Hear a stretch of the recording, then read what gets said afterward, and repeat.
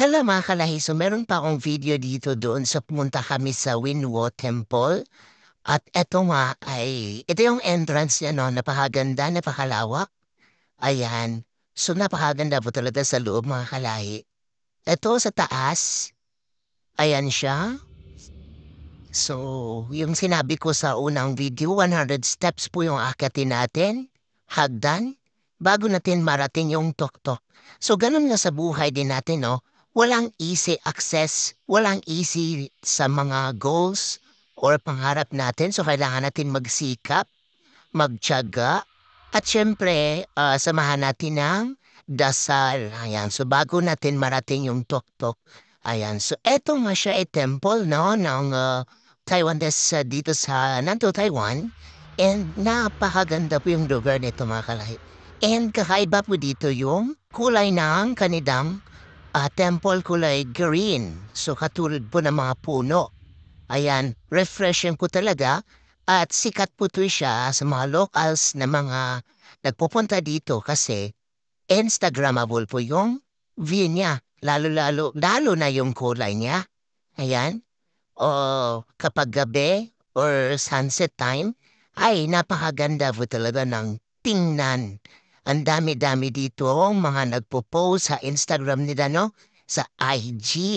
Ayan, so dito na park ay sa baba and exit area at syempre bago din makarating doon bumiyahe muna kami napakalayo. So nagbiyahe kami from North Taiwan to to South. So napakalayo, 'di ba? Pero syempre gala tayo na tao so Dora the Explorer tayo sa Taiwan. So, kailangan natin puntahan. So, etong trip namin na 'to ay side trip lamang 'to dahil nag-visit kami sa Quezon.